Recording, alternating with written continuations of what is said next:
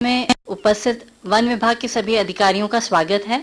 सर्वप्रथम मैं अपना परिचय देना चाहूँगी। मैं डॉक्टर एलिजाबेथ थॉमस हूँ। मैं मध्य प्रदेश राज्य जैव विविधता बोर्ड में मैनेजर प्रोजेक्ट्स के पद पे कार्यरत हूँ और आज की हमारी चर्चा का विषय है जैव विविधता संरक्षण संबंधी अधिनियम एवं नियम की जानकारी। हालांकि ये जो टॉपिक है काफ़ी विस्तृत है और मैं कोशिश करूंगी कि कम से कम समय में मैं अधिक से अधिक जानकारी आपको दे पाऊँ। आप सब वन विभाग के अधिकारी हैं तो आप जैव विविधता क्या है ये आपको समझाने की ज़रूरत नहीं है और मेरे ख्याल से जो वन है हमारी जैव विविधता की सबसे बड़ी धरोहर वहीं मिलती है और आप इसका प्रबंधन करते हैं तो वास्तव में जैव विविधता को बचाने का में सबसे इम्पॉर्टेंट रोल वन विभाग का है। फिर भी एक छोटा सा मैं एक बैकड्रॉप देना चाहूँगी ताकि हम इस सब्जेक्ट को थोड़ा और अच्छी तरह समझ पाएँ। सबसे पहले जैव विविधता क्या है? अगर हम संक्षिप्त में कहें तो ये जैव विविधता पृथ्वी पर पाए जाने वाले समस्त वनस्पति, जीव जंतु, प्राणी एवं इनके बीच में जो इकोसिस्टम है उसके बीच के रिलेशनशिप को हम जैव विविधता कहते हैं। और अगर हम देखें ये जो जैव विविधता है हमें अलग अलग स्तरों पर देखने को मिलती है। अनुवांशिक जैव विविधता या जेनेटिक डाइवर्सिटी, स्पीशीज डाइवर्सिटी एवं इकोसिस्टम डाइवर्सिटी। बहुत छोटे छोटे उदाहरण जैसे अगर हम गेहूं की बात करें तो गेहूं में शरबती, मालवी, दुर्म या अलग अलग तरह की किस्में हैं। ऐसी चावल की बात करें तो काली मूछ, चिन्नौर, बासमती, जीरा शंकर, ये सब चावल की किस्में हैं। आपको ये सुनकर आपको हैरानी होगी, अविभाजित मध्य प्रदेश में एक डॉक्टर रिछारिया करके साइंटिस्ट थे जिन्होंने 23,000 से ज़्यादा धान की किस्मों को एकत्रित किया है जो आजकल वर्तमान में इंदिरा गांधी कृषि विश्वविद्यालय रायपुर में अभी भी संरक्षित की जा रही हैं। तो ये सबसे बेसिक जो लेवल है जैव विविधता का वो है जेनेटिक डाइवर्सिटी, जो बेसिकली जीन्स के डिफरेंसेस के कारण एक ही प्रजाति में हमें अलग अलग किस्में देखने को मिलती हैं। दूसरा जो लेवल है वो है स्पीशीज यानी प्रजातीय विविधता। किसी भी जगह पे जितनी ज़्यादा प्रजातियां होंगी वहाँ पे बायोडायवर्सिटी रिचनेस उतनी ज़्यादा होगी और जंगल जो है हमारे रेपोजिटरी हैं बायोडायवर्सिटी की जहाँ पे बहुत सारी प्रजातियां एक साथ हमें देखने को मिलती हैं। और तीसरा जो लेवल है वो है इकोसिस्टम। केवल प्रजातियां ही अपने आप में एनवायरनमेंट से अलग होकर रह नहीं सकती, तो ये जो इंटर रिलेशनशिप बनता है वो इकोसिस्टम डाइवर्सिटी कहलाता है। हम जैव विविधता को इस तरह भी क्लासिफाई कर सकते हैं, वानस्पतिक जैव विविधता, वन्य प्राणी पशु जैव विविधता, कृषि जैव विविधता, उद्यानिकी जैव विविधता, पालतू पशुओं की जैव विविधता, मत्स्य जैव विविधता। इसके अलावा माइक्रो ऑर्गेनिजम्स, उसमें भी हमें बहुत सारी विविधता देखने को मिलती है। कहने का तात्पर्य ये है कि हमारी सोच होती है जैव विविधता यानी केवल जंगल के बाहर भी बहुत विविधता है और ये भी हमारे लिए बहुत इंपॉर्टेंट है। जब हम जैव विविधता की बात कहते हैं तो एक छोटा सा टर्म है लेकिन इसका अम्ब्रेला इतना बड़ा है, इसका विस्तार इतना ज्यादा है, इसमें पूरी धरती या पूरा आकाश सब कुछ इसमें समाहित हो जाता है। तो अगर हम बात करें जैव विविधता की भारत में क्या स्थिति है तो दुनिया में ऐसे 17 देश हैं जहाँ पे बहुत ज्यादा जैव विविधता मिलती है और इनको हम मेगा डाइवर्सिटी कंट्रीज कहते हैं और भारत जो है इन 17 मेगा बायोडाइवर्सिटी कंट्रीज में से एक है। और पूरे विश्व में का 2.5% जो क्षेत्रफल है भारत में है और इस 2.5% क्षेत्रफल में हमारे यहाँ 7.5% टोटल बायोडाइवर्सिटी का भारत में मिलता है। तो इसका मतलब है हम जैव विविधता की दृष्टि से बहुत ज्यादा संपन्न हैं। वनस्पतियों की बात करें तो 45,000 प्रजातियां हमारे यहाँ वनस्पतियों की अभी तक रिकॉर्ड की गई हैं। जीव जंतुओं की बात करें तो 90,000 प्रजातियां हमारे यहाँ देखने को मिलती हैं। ये केवल वो है जो अभी तक रिकॉर्ड हुआ है, ऐसी बहुत सारी चीजें हैं, प्रजातियां जो अभी भी हम जिनकी पहचान नहीं कर पाए। तो ये तो एक हमने सब्जेक्ट को समझा कि जैव विविधता क्या है जिसके बारे में आप बहुत अच्छी तरह जानते हैं। लेकिन अब जैव विविधता के संरक्षण के ऐतिहासिक पहलू पे मैं थोड़ा सा प्रकाश डालना चाहूंगी। अगर आप थोड़ा सा ध्यान दें तो जो 70 और 80 का दशक था विश्व में वो दौर था जब बहुत सारे इन्वेंशंस हुए, साइंस ने बहुत ज़्यादा प्रगति की, नई नई इन्वेंशंस और डिस्कवरीज हुई जिसके कारण जैव संसाधनों का व्यावसायिक उपयोग बहुत ज़्यादा बढ़ गया। और ये देखा गया कि जो ऐसी कंट्रीज हैं जो जैव संसाधनों में संपन्न हैं जैसे भारत है, ऐसे देशों से दूसरे देश जैव संसाधन ले जाते थे, तब ऐसी कोई व्यवस्था नहीं थी कि किसी भी ऐसी व्यवस्था थी, ओपन व्यवस्था थी, कोई भी देश दूसरे देश से जैव संसाधन प्राप्त कर सकता था और इस पर कोई रेगुलेशन या रोक टोक नहीं थी। और इस कारण ये देखा गया कि जो जैव विविधता में संपन्न देश हैं, वो उनकी जो है रिसोर्सेज को दूसरे देश ले जाते हैं, वो अपनी टेक्नोलॉजी को यूज करके उसका वैल्यू एडिशन करके उन्हीं देशों को वापस महंगे दामों में बेच रहे थे। और इसके कारण, व्यवसायीकरण के कारण जैव संसाधनों का ह्रास भी प्रारंभ हुआ और धीरे धीरे प्रेशर बढ़ता गया और पूरे विश्व में इस बात पे चिंता हुई कि जैव संसाधनों का जो व्यावसायिक उपयोग हो रहा है उसको कंट्रोल करने की जरूरत है, उसको रेगुलेट करने की जरूरत है। और दूसरी बात, जो जैव संसाधन है उस पे हर देश का संप्रभु अधिकार होना चाहिए।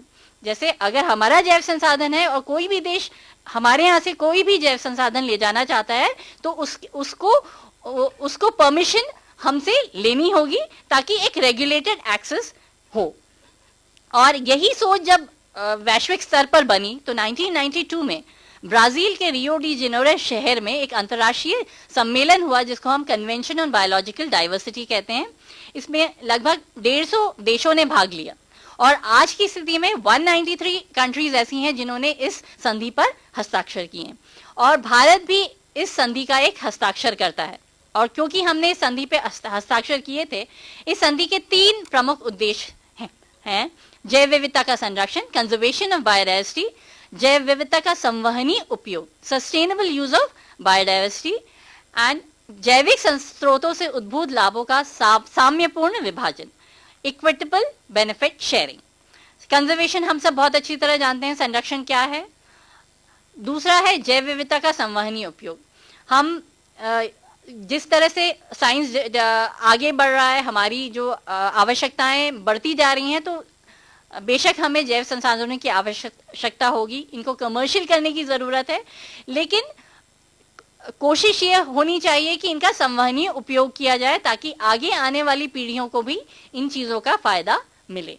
और जो तीसरी बात है, ये इस सीबीडी की सबसे प्रमुख बात है जो पहली बार पूरे विश्व में ये सोच उभर के आई कि जब जैव संसाधनों का कमर्शियल यूज होता है तो उस कमर्शियल यूज से जो भी फायदा होता है वो फायदा उस बायो रिसोर्स के एक्चुअल ओनर को, जो उसका संरक्षक है, जो पीढ़ियों से जंगल बचा रहा है या उस जैव संसाधन को बचा रहा है, उन लोगों तक वापस उस फायदे की हिस्सेदारी उनकी भी होनी चाहिए। क्योंकि बेसिकली उस जैव संसाधन को संभाल के रखने वाले वही लोग हैं, जंगल के आसपास रहने वाले, वन क्षेत्रों में वन ग्रामों में रहने वाले लोग जो उन संसाधनों को पीढ़ियों से संभाल रहे हैं। तो पहले जितनी भी बातें हुई कंजर्वेशन को लेके, सस्टेनेबल यूज को लेके, ये जो बात है इक्विटेबल बेनिफिट शेयरिंग, पहली बार सीबीडी में वैश्विक स्तर पर यह सोच बनी कि जब भी बायो रिसोर्सेज का कमर्शियल यूज किया जाए तो उसके फायदे की हिस्सेदारी स्थानीय समुदाय को भी मिलनी चाहिए। अब जैसा कि मैंने कहा कि जैव विविधता अधिनियम जो है, जैव विविधता में जो सीबीडी जो हुआ उसमें जितने हस्ताक्षरकर्ता देश थे उनका ये मैंडेट था कि वो अपने देश में जो भी उनके जैव संसाधन है उनको रेगुलेट करने के लिए एक प्रक्रिया बनाएं। और क्योंकि भारत ने भी सीबीडी पे हस्ताक्षर किए थे तो हमने 2002 में एक अधिनियम बनाया जिसका नाम है जैव विविधता अधिनियम, बायोलॉजिकल डाइवर्सिटी एक्ट। और ये एक अम्ब्रेला कानून है और जैव विविधता नियम जो है 2004 में बनाए गए। और ये जो अधिनियम है इसके भी उद्देश्य वही है जो कि सीबीडी के उद्देश्य है, यानी जैव विविधता का संरक्षण, संवहनीय उपयोग एवं लाभों का समुचित बंटवारा। इस अधिनियम के इम्प्लीमेंटेशन के लिए एक त्रिस्तरीय संरचना रखी गई है। सबसे शीर्ष पर है राष्ट्रीय जैव विविधता प्राधिकरण जो कि चेन्नई में है। फिर दूसरे पायदान पे है हर स्टेट में एक स्टेट बायोडायवर्सिटी बोर्ड जो कि अपने स्टेट के बायो रिसोर्सेज को रेगुलेट करेगा। और सबसे जो नीचे का जो पायदान है वो है जैव विविधता प्रबंधन समिति।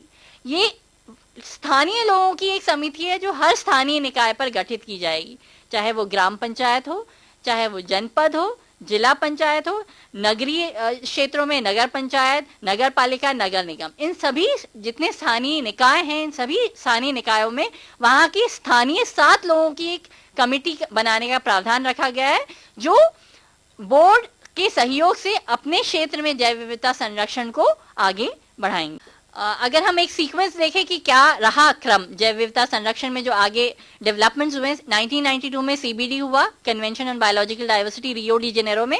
2002 में भारत में जैव विविधता अधिनियम लागू हुआ और जिसके फलस्वरूप राष्ट्रीय जैव विविधता प्राधिकरण का गठन हुआ 2003 में, जो जिसका की हेडक्वार्टर चेन्नई में है। फिर जैव विविधता नियम अस्तित्व में आए 2004 में।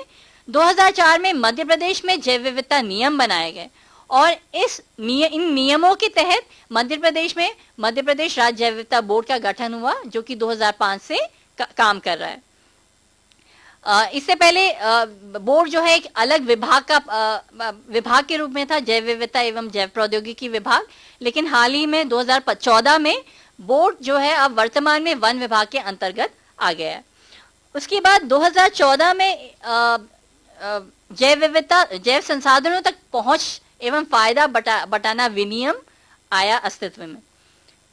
तो ये एक क्रम है जिससे हम आज की इस स्थिति में पहुंचे हैं कि बेनिफिट शेयरिंग कैसे होगा। मैंने जो त्रिस्तरीय संरचना बताई है, उसमें ये जो अलग अलग संरचनाएं हैं, इनका क्या रोल है। सबसे प्रथम है राष्ट्रीय जैव विविधता प्राधिकरण, जो कि चेन्नई में है। जैसा कि मैंने बताया, जैव विविधता अधिनियम का उद्देश्य है जैव संसाधनों के उपयोग को रेगुलेट करना।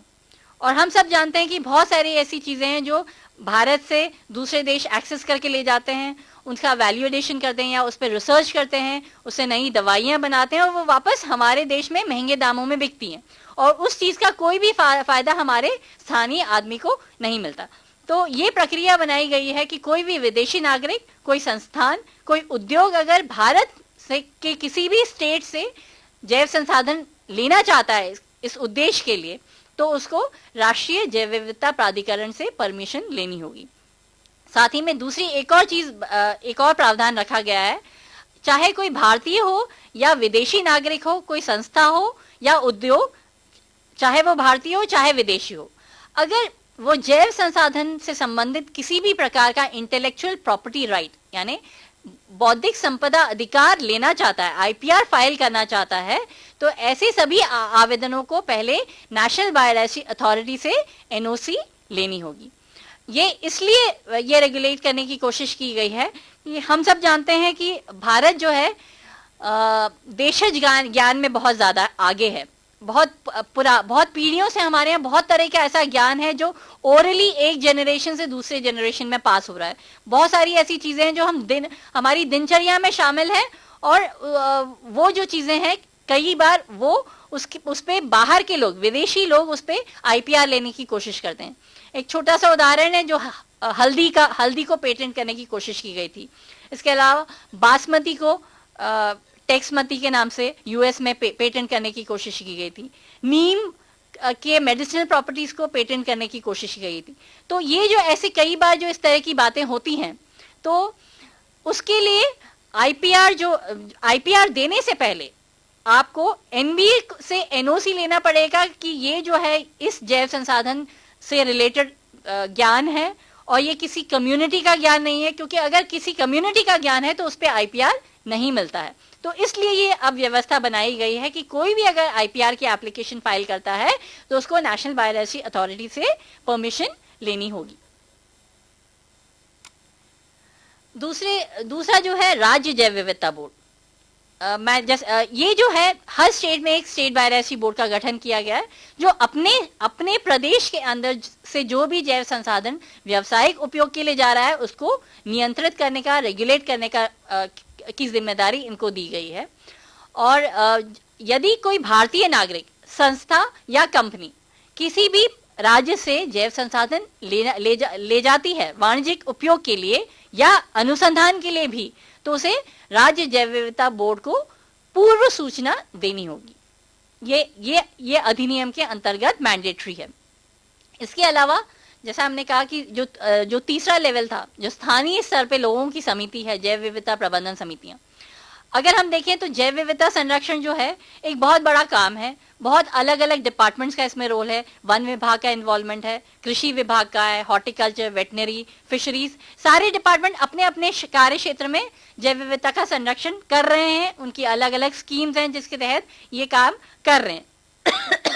लेकिन फिर भी अगर हम देखें तो जैव विविधता संरक्षण ग्रास रूट लेवल पे एक स्थानीय मुद्दा है, और जब तक हम स्थानीय लोगों को इसमें इन्वॉल्व नहीं करेंगे तब तक ये संरक्षण पूरी तरह से सुनिश्चित करना मुश्किल होगा।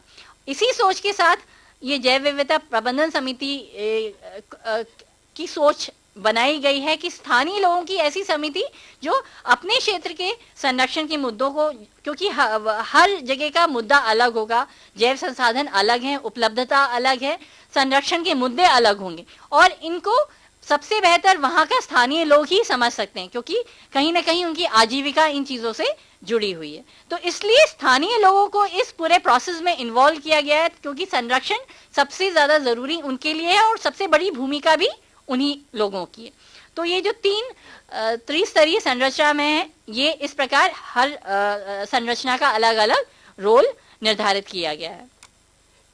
अब हम बात करेंगे जैव विविधता अधिनियम के प्रमुख प्रावधानों की बात करेंगे, और मैं बहुत ज्यादा विस्तार में नहीं बताऊंगी, मोटी रूप में जो मेजर जो सेक्शंस हैं जो आपसे संबंधित हैं, क्योंकि एक्ट जो है बहुत बड़ा है, 62-64 सेक्शंस हैं इसमें करीब, और जो आपसे संबंधित सेक्शन है उस पर मैं ज्यादा एम्फेसिस दूंगी। इसमें सबसे पहले कुछ परिभाषाएं दी गई हैं। सबसे पहले बायोलॉजिकल डाइवर्सिटी को डिफाइन किया गया है, और ये जो जैव विविधता एक्ट में जैव विविधता को जिस प्रकार परिभाषित किया गया है, इसमें लिविंग ऑर्गेनिजम्स आते हैं, उसके अलावा जो पारिस्थितिक तंत्र जिसका कि वो भाग हैं वो भी इसके पार्ट हैं, और स्पीशीज और स्पीशीज के अंदर पाई जाने वाली डाइवर्सिटी यानी किस्में, इकोसिस्टम, ये सभी जैव विविधता का पार्ट हैं। इसके अलावा दूसरा जो डेफिनेशन है वो है बायोलॉजिकल रिसोर्स या जैव संसाधन। हम किसे जैव संसाधन कहेंगे? एक्ट के अनुसार प्लांट्स, एनिमल्स, माइक्रो ऑर्गेनिजम्स या उनका कोई भाग या उनका जेनेटिक मटेरियल या सीड, स्पर्म, ओवरी, इन सब चीजों को एक्ट में बायोलॉजिकल रिसोर्स माना गया है। लेकिन इसमें से वैल्यू एडेड प्रोडक्ट, अगर किसी चीज का स्वरूप, किसी जैव संसाधन का स्वरूप बदल गया है और उसको वापस उस पुराने स्वरूप में नहीं ले जाया जा सकता, तो उसको हम वैल्यू एडिशन कहते हैं या मूल्य संवर्धन। तो जो मूल्य संवर्धित उत्पाद हैं या वैल्यू एडेड प्रोडक्ट्स हैं, उनको एक्ट की परव्यू से बाहर रखा गया है। तो केवल जैव संसाधन, जब तक वो वैल्यू एडिशन उसका ना हो जाए तब तक वो जैव संसाधन माना जाएगा। एक बार वैल्यू एडिशन होने के बाद वो एक्ट के दायरे में नहीं आएगा, और जो ह्यूमन जेनेटिक मटेरियल है उसको इस एक्ट के दायरे से बाहर रखा गया है। अब तीसरा डेफिनेशन है कमर्शियल यूटिलाइजेशन या व्यावसायिक उपयोग। किस उपयोग को हम व्यावसायिक उपयोग कहेंगे? एक्ट में जो परिभाषा दी गई है, commercial utilization means end uses of biological resources for commercial utilization such as, उसमें कुछ उन्होंने एग्जाम्पल दिए हैं कि ये जो यूज है इनको कमर्शियल यूज माना जा सकता है। जैसे ड्रग्स, अगर आप औषधि बना रहे हैं, इंडस्ट्रियल एंजाइम्स बना रहे हो जैव संसाधनों से, फूड फ्लेवर, खाने में यूज होने वाले फ्लेवर बना रहे हैं, फ्रेग्रेंस, सुगंधित पदार्थ बना रहे हैं, कॉस्मेटिक्स बना रहे हैं, emulsifiers, oleo resins, colours, extracts, even genes, अगर जीन भी आप यूज कर रहे हो, जैसे आप किसी क्रॉप को इंप्रूव करने के लिए कोई पर्टिकुलर जीन यूज कर रहे हैं, तो वो भी कमर्शियल यूटिलाइजेशन की श्रेणी में आएगा। यूज फॉर इंप्रूविंग क्रॉप्स या लाइफ स्टॉक को इंप्रूव करने के लिए जेनेटिक मटेरियल यूज कर रहे हैं, वो भी। लेकिन इसमें कन्वेंशनल, जो हमारी जो परंपरागत ब्रीडिंग है, जैसे एनिमल्स की ब्रीडिंग करते हैं या खेती किसानी कर रहे हैं, जो स्थानीय जो प्रैक्टिसेस हैं, या हॉर्टिकल्चर है, पोल्ट्री है, डेयरी फार्मिंग है, ये सारी चीजें जो हैं स्थानीय, ये एक्ट के दायरे में नहीं आएंगी। लेकिन साइंटिफिकली अगर आप जेनेटिक इंटरवेंशन कर रहे हैं, कोई जेनेटिकली मॉडिफाइड क्रॉप बना रहे हैं, तो ये सब चीजें कमर्शियल यूज के दायरे में आएंगी। जैव विविधता को हम एक्सप्लोर करके बायो रिसोर्स बनाते हैं, और ये जो बायो रिसोर्स जब बन जाएगा तो ये इसके लिए जो भी जैव संसाधन हम यूज करेंगे वो एक्ट की श्रेणी में, एक्ट के दायरे में आएंगे। अब अगली डेफिनेशन है फेयर एंड इक्विटेबल शेयरिंग, लाभों का साम्यपूर्ण बंटवारा। जैसा मैंने कहा कि ये पहली बार इस एक्ट में इस बात को एड्रेस किया गया है कि कभी भी कमर्शियल यूज होता है तो उसकी बेनिफिट शेयरिंग होनी चाहिए। एक्ट के हिसाब से इक्विटेबल बेनिफिट शेयरिंग वो है जो कि नेशनल बायोडायवर्सिटी अथॉरिटी अपने सेक्शन 21 में जिस प्रकार से भी वो बेनिफिट शेयरिंग को डिसाइड करती है वो बेनिफिट शेयरिंग होगा। और हाल ही में नेशनल बायोडायवर्सिटी अथॉरिटी ने बेनिफिट शेयरिंग के लिए कुछ गाइडलाइंस, कुछ विनियम बनाए हैं जिसके तहत benefit sharing state biodiversity boards निर्धारित कर पाएंगे। अगली डेफिनेशन है value added product. Value added product का अर्थ है प्रोडक्ट विच में कंटेन पोर्शंस और extracts of plants and animals in unrecognizable and physically inseparable form. जैसे मैंने पहले बताया, मूल्य संवर्धन का अर्थ है कि जैव संसाधन का आप स्वरूप उसमें बदल दिया है आपने, और स्वरूप ऐसा बदल गया है कि आप उसको वापस उस जैव संसाधन को के रूप में वापस उसको नहीं ला सकते। जैसे अगर आपने आंवले से च्यवनप्राश बना दिया है तो वो वैल्यू एडेड प्रोडक्ट हो गया, वापस उससे आप आंवला नहीं बना सकते। तो जो भी वैल्यू एडेड प्रोडक्ट्स हैं उनको इस एक्ट के दायरे से बाहर रखा गया है। अब जो एक्ट के अलग अलग सेक्शंस हैं वो क्या कहते हैं, जो मेजर सेक्शंस हैं वो हैं, सबसे पहले जो नेशनल बायोडायवर्सिटी अथॉरिटी से रिलेटेड है।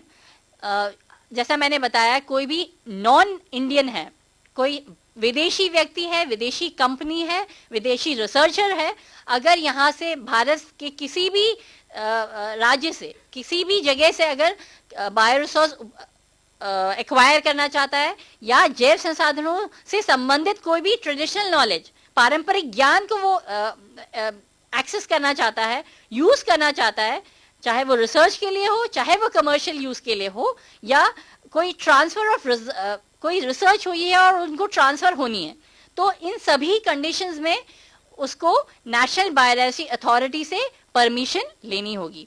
और ये सेक्शन 3 और 4 ये कहता है कि नॉन इंडियंस जो है उनको बायोरिसोर्स या एसोसिएटेड ट्रेडिशनल नॉलेज के लिए नेशनल बायोडायवर्सिटी अथॉरिटी को निर्धारित प्रारूप में आवेदन देना होगा और वहां से उनको परमिशन प्राप्त करनी होगी। अब यही चीज नॉन इंडियंस के लिए भी लागू होती है, वो स्टेट बायोडायवर्सिटी बोर्ड को अप्लाई करेंगे।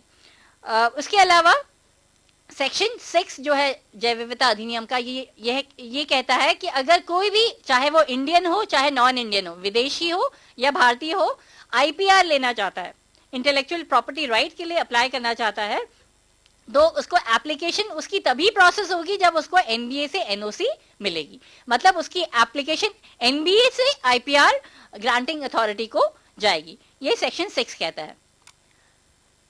इसके अलावा जो भारतीयों के लिए जो प्रावधान है वो है कि अगर कोई भी व्यक्ति कमर्शियल यूज के लिए या कोई संस्था या कोई कॉर्पोरेट एजेंसी किसी भी राज्य से बायोरिसोर्स एक्सेस करना चाहती है, तो उस वहां के स्टेट बायोडायवर्सिटी बोर्ड को उसे प्रायर इंटीमेशन, पूर्व सूचना देनी होगी। और ये सेक्शन 7 जो है वो ये कहता है, और यही चीज मध्य प्रदेश के बायोलॉजिकल डाइवर्सिटी रूल में इसका तरीका बताया गया है कि कैसे अप्लाई करेगा। 1000 रुपए की उसको फीस देनी होगी अगर वो कमर्शियल यूज के लिए बायोरिसोर्स एक्सेस करना चाहता है, अगर रिसर्च पर्पज के लिए एक्सेस करना चाहता है तो उसे 100 रुपए की फीस देनी होगी और निर्धारित प्रारूप में आवेदन देना होगा। लेकिन ये जो सेक्शन 7 है उसमें कुछ लोगों को एग्जेम्प्ट किया गया है जिनको इसके लिए कोई पूर्व सूचना देने की जरूरत नहीं है। वो कौन कौन है? लोकल पीपल, स्थानीय समुदाय, स्थानीय कम्युनिटी, जो वहाँ के लोग हैं, रहवासी हैं, जो जैव संसाधनों का उपयोग कर रहे हैं, उनको इससे बाहर रखा गया है। इसके अलावा जो वहाँ के कल्टीवेटर्स हैं या मेडिसिन प्लांट कलेक्टर्स हैं, जो स्थानीय लोग हैं, नीम, वैद्य, हकीम, जो वहाँ बायोरिसोर्स को यूज करके ट्रेडिशनल हीलिंग प्रैक्टिसेस वगैरह फॉलो करते हैं, हकीम हैं, तो ये जितने लोकल लोग हैं, जो स्थानीय समुदाय हैं, उन सबको इससे छूट दी गई है। जो मध्य प्रदेश जैव विविधता नियम है उसका नियम 17 ये कहता है कि अगर कोई भी कंपनी हमारे यहाँ से मध्य प्रदेश से कोई जैव संसाधन ले जाना चाहती है तो उसे फॉर्म 1 में आवेदन देना होगा। जिसमें वो ये बताएगा कि वो कौन सी जगह से, कौन सी एग्जैक्ट लोकेशन, ज्योग्राफिकल लोकेशन से वो जैव संसाधन लेना चाहता है, कौन सा जैव संसाधन लेना चाहता है, कितनी मात्रा में लेना चाहता है। तो ये पूरा डिटेल वो फॉर्म 1 में भर के देगा और साथ ही उसे 1000 रुपए की फीस देनी होगी। और अगर वो कोई व्यक्ति रिसर्च के लिए कोई जैव संसाधन लेना चाहता है तो उसे केवल सूचना देनी होगी और 100 रुपए का 100 रुपए की फीस देनी होगी और निर्धारित प्रारूप में जानकारी देनी होगी। एक्ट का सेक्शन 37 ये कहता है कि ऐसे कई क्षेत्र होते हैं जो जैव विविधता की दृष्टि से काफी संपन्न होते हैं, वो चाहे प्रोटेक्टेड एरिया के अंदर आते हो या प्रोटेक्टेड एरिया के बाहर भी हो सकते हैं। ऐसे क्षेत्र जहाँ पे एंडेमिक स्पीशीज ज्यादा हो, स्थानिक स्पीशीज, वहाँ पे स्थानिक प्रजातियों की संख्या ज्यादा हो, या ऐसी कोई रेयर एंडेंजर्ड स्पीशीज है जो वहीं तक सीमित है या बहुत कम हो गई है, या मतलब स्पीशीज डाइवर्सिटी जहाँ पे बहुत ज्यादा हो, तो जैव विविधता की दृष्टि से कोई भी संपन्न ऐसे क्षेत्र हो तो हम उन्हें जैव विविधता विरासत स्थल के रूप में उनको नोटिफाई कर सकते हैं। और उसके लिए वहाँ के जो स्थानीय जो जैव विविधता प्रबंधन समिति के माध्यम से बोर्ड को उसके लिए आवेदन देना होगा। और एक बार ये एरिया बायोस्फीयर हेरिटेज साइट घोषित हो जाता है तो उसके लिए एक मैनेजमेंट प्लान बनाया जाएगा और उसके लिए सेंट्रल गवर्नमेंट से हमें उसके मैनेजमेंट के लिए हमें फाइनेंशियल असिस्टेंस मिलेगी। इसके अलावा एक प्रश्न आपके मन में हो सकता है कि अगर हम सभी जैव संसाधनों को इस एक्ट के दायरे में ले आए तो हमारा जो नॉर्मल जो व्यापार है, नॉर्मल ट्रेड है, वो भी, क्योंकि जैव संसाधनों जैसे मैंने बताया सारी चीजें जैव संसाधन की परव्यू में आती हैं, पर एक्ट ने करीब 385 ऐसे बायोलॉजिकल रिसोर्स जो नॉर्मली जिनका व्यापार होता है, जैसे गेहूं है, चावल है, या कॉमन जो मेडिसिनल प्लांट्स हैं जिनका नॉर्मल ट्रेड हो, उनको जैव विविधता अधिनियम के दायरे से बाहर रखा गया है। लेकिन अगर इन्हीं जैव संसाधनों का नॉर्मल ट्रेड से हटकर, जैसे मान लीजिए कोई आप उससे दवाई बना रहे हैं या किसी और तरह की चीज के लिए कमर्शियल यूज हो रहा है, ट्रेड के अलावा, नॉर्मल ट्रेड के अलावा कहीं और किसी चीज में यूज हो रहे हैं, तो वो कमर्शियल यूज की श्रेणी में आएगा। सेक्शन 40 के अंतर्गत 385 बायोलॉजिकल रिसोर्सेज को नॉर्मली ट्रेडेड कमोडिटीज में रखा गया और इनको एक्ट के दायरे से बाहर रखा गया। सेक्शन 41 जो है एक्ट का, ये कहता है कि जैव विविधता संरक्षण के लिए स्थानीय लोगों की समिति बनाई जाएगी जिनको हम जैव विविधता प्रबंधन समिति कहते हैं, और ये हर स्थानीय निकाय पे बनाई जाएगी। और इस समिति में 7 लोग होंगे जिसमें कम से कम 2 महिलाएं होनी चाहिए, वहाँ के जो SC ST हैं उनका भी रिप्रेजेंटेशन होना चाहिए। और समिति में इसके पीछे की सोच ये है कि गांव के ऐसे जानकार लोग जो किसी न किसी विधा के जानकार हों, जड़ी बूटियों का ज्ञान रखते हों, या अच्छे उन्नत ऐसे किसान हो जिनको पारंपरिक खेती का नॉलेज हो, या कोई किसी भी प्रकार के पारंपरिक ज्ञान, बहुत सारा ज्ञान रखने वाले ऐसे लोग जो जैव विविधता संरक्षण में एक अच्छी कंट्रीब्यूशन कर सकते हैं, ऐसे लोगों को समिति में रखा जाएगा।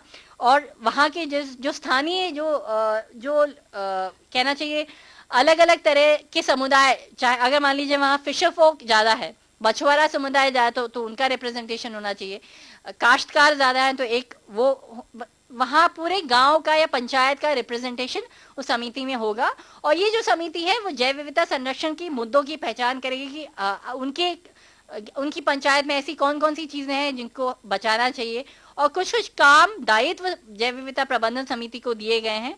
और सबसे बड़ी बात है कि ये जो समिति, क्योंकि एक एक्ट के अंतर्गत गठित समिति है, तो इसको कुछ अधिकार भी प्राप्त है।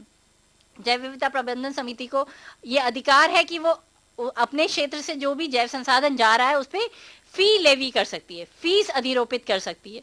इसके अलावा अगर मान लीजिए समिति को आपके क्षेत्र में कोई संसाधन बहुत कम हो गया है या असंवहनीय उपयोग हो रहा है, या जितनी मात्रा है उससे जितना निकाला जा सकता है उससे ज्यादा विदोहन हो रहा है, तो उस पर भी रोक लगाने का पावर इनको एक्ट के अंतर्गत दिया गया है। और इसके अलावा एक स्थानीय स्तर पर एक जैव विविधता निधि का प्रावधान रखा गया है, जिसमें कि जिसके अंतर्गत जैव विविधता प्रबंधन समिति उस निधि का उपयोग करके स्थानीय स्तर पर जैव विविधता संरक्षण की गतिविधियों को आगे बढ़ाएगी। और इस निधि के लिए जैसे बोर्ड उनको सहायता दे सकता है, या किसी शासन की और कोई एग्जिस्टिंग स्कीम है उससे भी आप लिंकेज करके स्थानीय संरक्षण की गतिविधियों को ये बीएमसी वाले उसको आगे बढ़ा सकते हैं, चिन्हित कर सकते हैं। क्योंकि जैव विविधता अधिनियम जो है ये एक सख्त कानून है। हालांकि इसका इतना प्रचार प्रसार नहीं हुआ है, इतना उपयोग अभी नहीं हो रहा है, लेकिन इसमें जो शास्तियां दी गई, जो पेनाल्टीज हैं वो काफी बड़ी हैं।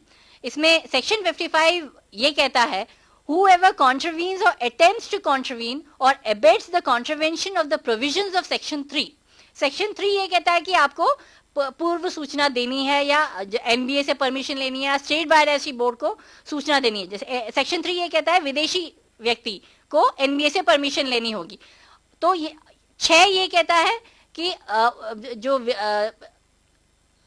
सेक्शन ये आपको स्टेट बायोडायवर्सिटी बोर्ड से परमिशन लेनी होगी।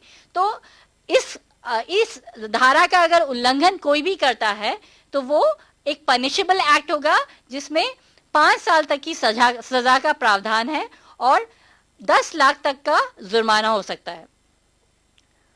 और जो सेक्शन 7 है, जिसमें राज्य जैव विविधता बोर्ड को पूर्व सूचना देनी है, अगर आप उसका कॉन्ट्रीवेंशन करते हैं, उस सेक्शन का उल्लंघन करते हैं, तो उस केस में 3 साल तक की सजा हो सकती है और अधिकतम 5 लाख रुपए, या दोनों एक साथ, जुर्माना और सजा दोनों एक साथ हो सकती है।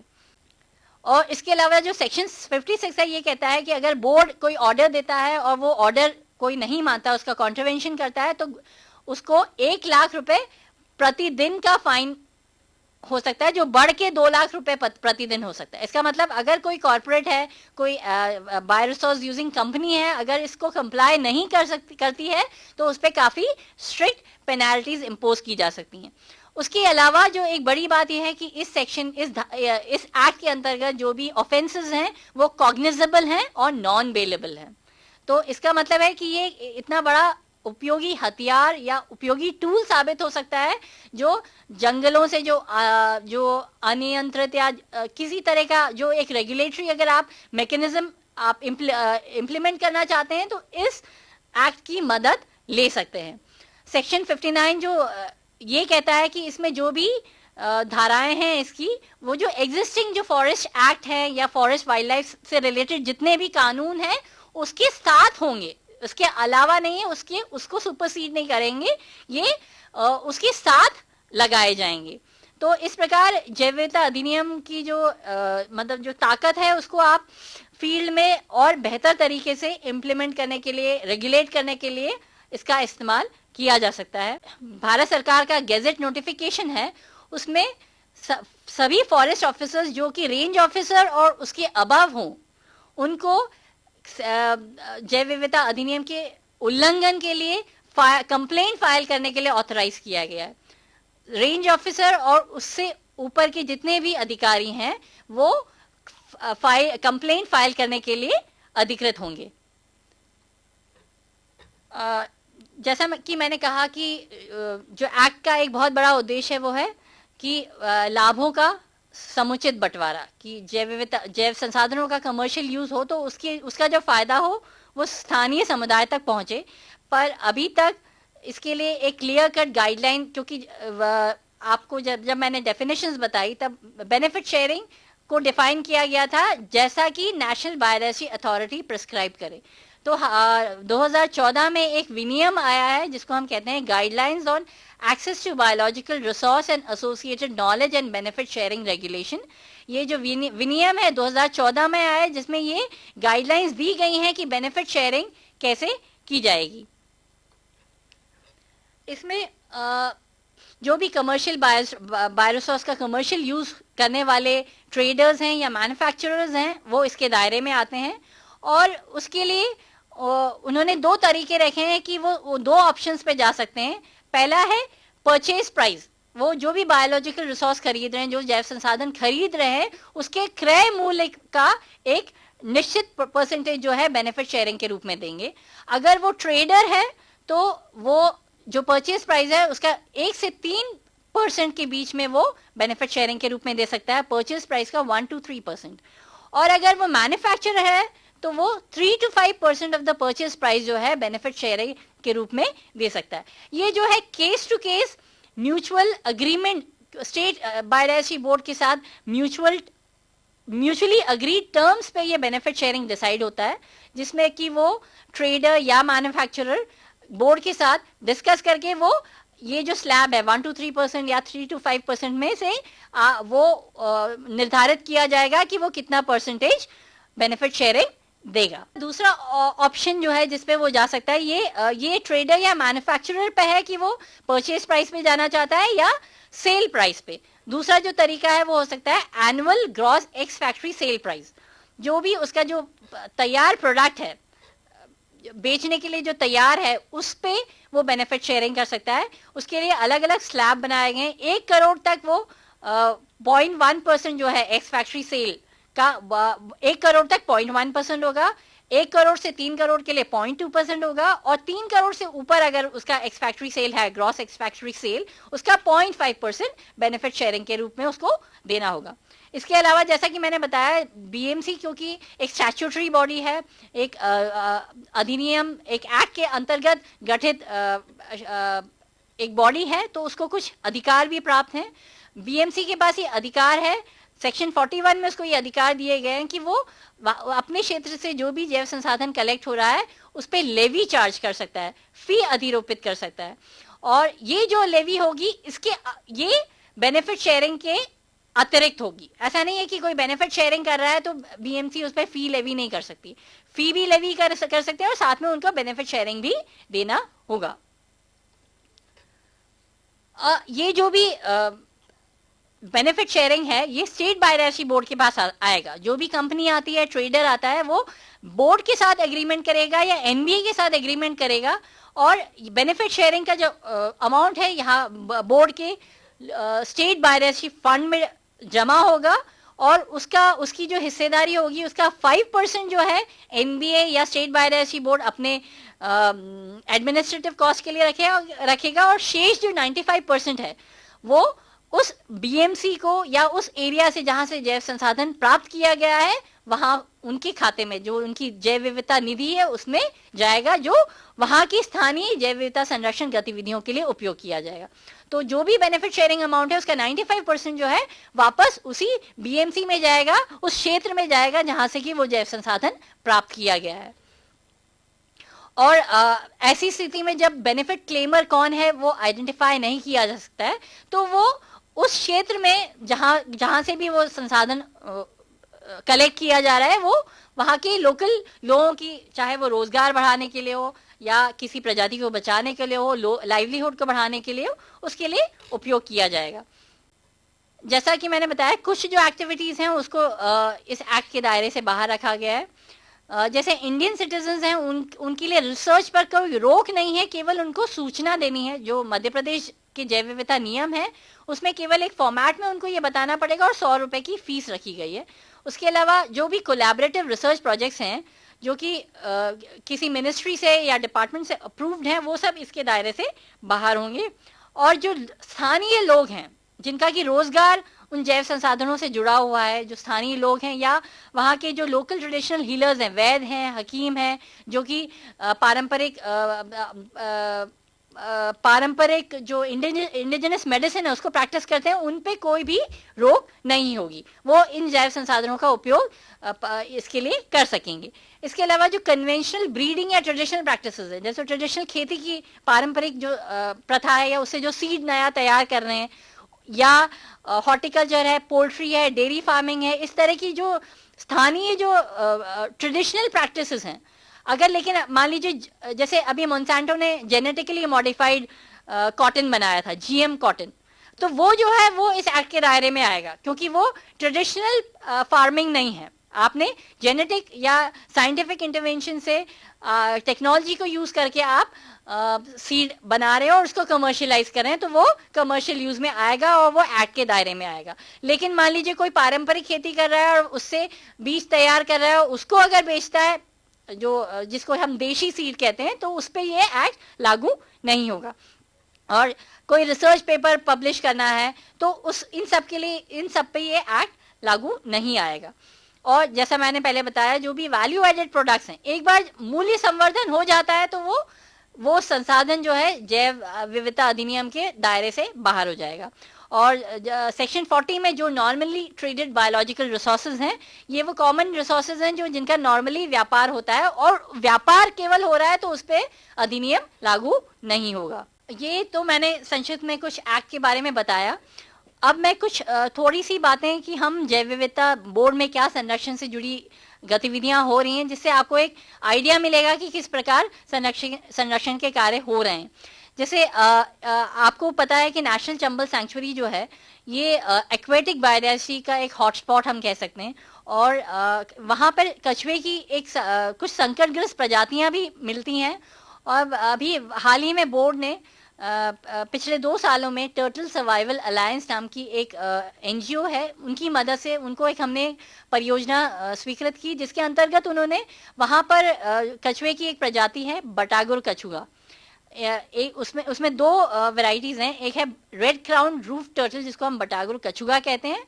ये एक अति संकटग्रस्त प्रजाति है जो केवल अभी वर्तमान में चंबल में मिलती है। और दूसरी एक प्रजाति है 3 स्ट्राइप रूफ्ड टर्टल, जिसको हम बटागुर ढोंगो का इसका साइंटिफिक नेम है। ये 2 संकटग्रस्त प्रजातियों के नीड़ों को, जो नेस्टिंग साइट्स हैं उनको कंजर्व करके, वहाँ पे बहुत सारे ऐसे फैक्टर्स हैं जिनके कारण जो इनका जब नीडन काल होता है, नेस्टिंग पीरियड होता है, तो उसमें कई बार बाढ़ के कारण, कई बार पोचिंग के कारण, कई बार सैंड माइनिंग के कारण इनके बहुत सारे जो नेस्ट हैं वो डिस्ट्रॉय हो जाते हैं, और इनके अंडे जो हैं वो ख़त्म हो जाते हैं। तो ये जो संस्था है, उन्होंने ये ऐसे जो भी उनको ऐसा लगा कि जो नेस्ट जो है प्रेडेटिंग के लिए या नुकसान जिनको हो सकता है, उन नेस्ट से अंडे निकाल के उनको ट्रांसलोकेट करके एक रिवर के अलोंग द रिवर, चंबल नदी के किनारे उन्होंने एक मेकशिफ्ट हैचरी बनाई, एक टेम्परेरी हैचरी बनाई, और वहाँ पे उन अंडों को स्थानांतरित किया। और वहाँ हैचिंग होने के बाद वो जो शावक थे उनको थोड़े टाइम रखने के बाद इनको वापस नदी में, जहाँ से उनको लिया गया था, जहाँ से उनके वो अंडे कलेक्ट किए गए थे, उसी पॉइंट पे वापस छोड़ा गया। और इस प्रकार उन्होंने 2 साल ये काम किया 2015-16 में, और करीब 1000 उन्होंने नेस्ट को, कछुए के 1000 नेस्ट को बचाया। और इससे करीब 15,000 हैचलिंग्स जो हो सकता है प्रेडेशन का शिकार हो जाते हैं या अदर डिस्टर्बेंसेस के कारण जो नहीं बच पाते, उनको वापस बचा के उनको नदी में छोड़ा गया। तो ये एक संरक्षण की एक अच्छी पहल की गई है, जो कि राष्ट्रीय चंबल सैंक्चुरी में मुरैना में किया गया। ये कुछ फोटोग्राफ्स हैं। इन्होंने अलग अलग जगहों से जो अंडे एकत्रित किए उनको अलग अलग रखा, और उसकी टैगिंग की कि उन्होंने किस जगह से वो नेस्ट इकट्ठा किया, वो अंडे कहाँ से इकट्ठा किए गए। और ये आप देखेंगे, ये हैचरी बनी हुई है, उन्होंने बहुत टेम्परेरी उनको बचाने के लिए, ताकि प्रेडेशन से, और उसको एनक्लोज करके उस एरिया को सुरक्षित रखा, ताकि पोचिंग और इन सारे डिस्टर्बेंसेस को से इन अंडों को बचाया जा सके। ये शावक होने के बाद उनको कुछ टाइम हार्डनिंग के लिए रखा गया, और उसके बाद फिर इनको नदी में वापस छोड़ा गया। इसके अलावा हमारी राज्य मछली है महाशीर, जिसको टाइगर ऑफ फ्रेश वाटर भी कहा जाता है, और इसका साइंटिफिक नेम है टॉर। ये पहले जो है मध्य प्रदेश में नर्मदा में महाशीर बहुत मिलती थी, लेकिन अभी कुछ पिछले 10-12 सालों से, या कुछ जब से हमारे नदियों पे बांध बन गए हैं, ओंकारेश्वर में जो बांध बन गया, तो इसके कारण इस मछली की जो प्रकृति है कि वो फ्लोइंग वाटर में ही अंडे देती है। और जब से ये बांध बने हैं, और उसके कारण इनके जो नेचुरल जो ब्रीडिंग हैबिटेट्स हैं वो ख़त्म हो गए हैं। और बड़वा वन मंडल जो है खंडवा में, वहाँ पे एक पहल की गई, जिसमें उन्हें ये समझ में आया कि उनके यहाँ जो कुछ जो नेचुरली जंगल में कुछ जल धाराएं हैं, उसमें महाशीर उनको मिली। तो उन्होंने ये एक प्रयास किया कि इसको बचाने के लिए वहाँ पे एक पॉन्ड बनाया इसके आर्टिफिशियल ब्रीडिंग के लिए, और वहाँ पे जो जो नेचुरल ब्रीडिंग हैबिटेट्स थे वहाँ पे उसको प्रोटेक्ट किया गया, और उसके अलावा एक्सिटिव कंजर्वेशन के लिए भी कोशिश की। खंडवा वन व्रत के बड़वा वन मंडल में ये काम किया गया, और वहाँ उन्होंने 3 नेचुरल हैबिटेट्स को आइडेंटिफाई किया गया। मोदरी नाला, चिड़िया भड़क और गुफा में, जहाँ पे ये नेचुरली महाशीर ब्रीड कर रही थी। उसके बाद उन्होंने एक कृत्रिम जल संरचना बनाई जहाँ पे इसको आर्टिफिशियली ब्रीड किया जा रहा है, और अभी तक इन्होंने मछली के 555 करीब 550 मछलियां जो हैं इसके ईयरलिंग्स कुछ 1 साल के हो गए हैं, और थोड़ा और टाइम होने के बाद इसको वापस ये नदी में छोड़ेंगे। ये महाशीर मछली है, इस तरह की दिखती है। इसको टाइगर ऑफ फ्रेश वाटर भी कहा जाता है। इसके अलावा हमने एक और पहल की थी। अभी तक तो हमने सारे वन संरक्षण की बातें की। एक और बड़ा मुद्दा है कि हमारी बहुत सारी पारंपरिक किस्में हैं, जो देशी धान है या देशी किस्में हैं, जो धीरे धीरे खत्म होती जा रही हैं, क्योंकि हाइब्रिड वेराइटीज आ गई हैं, इम्प्रूव वेराइटीज आ गई हैं। तो किसान जो हैं, ये हमारी जो देशी किस्में हैं, देशी बीज हैं, उनको उगाते ही नहीं हैं। इवन इनके बीज भी अगर कोई उगाना भी चाहता है तो शायद आसानी से उपलब्ध नहीं हो पाते। तो सतना में एक हमारी जैव विविधता प्रबंधन समिति है पिथौराबाद में, जिन्होंने जहाँ पिछले कुछ 7-8 सालों से ये उनका काम चल रहा है, वो पारंपरिक देशी धानों को उन्होंने संभाल के रखा है।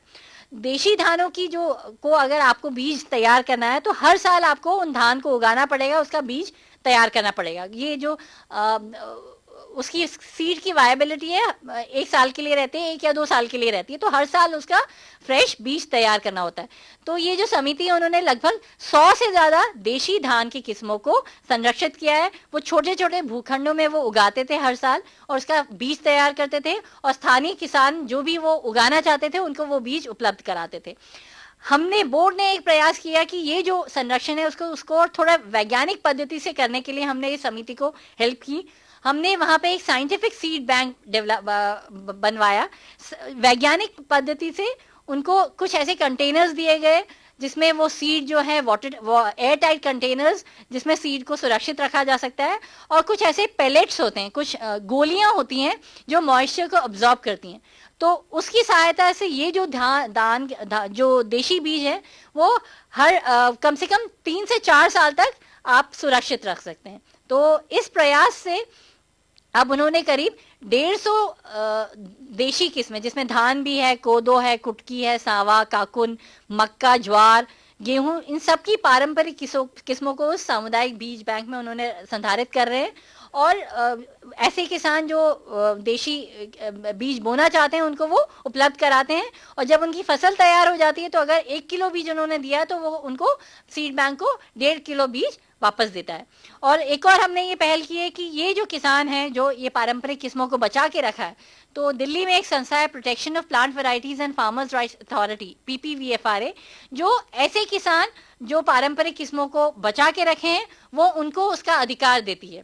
तो इन किसानों का हम पंजीयन PPVFRA में कराने के लिए हमने 86 किस्मों को वहां भेजा है, जो इन किसानों के नाम से उसका पंजीयन होगा, ताकि अगर मान लीजिए आगे कभी कोई साइंटिस्ट उसको क्रॉप इम्प्रूवमेंट में लेता है, उन किस्मों का और किसी भी साइंटिफिक इसमें यूज होता है, या कोई सीड बनाने के लिए उनका यूज होता है, तो उसका बेनिफिट जो है इन किसानों को मिलेगा, जिसके नाम से वो रजिस्टर्ड होंगी।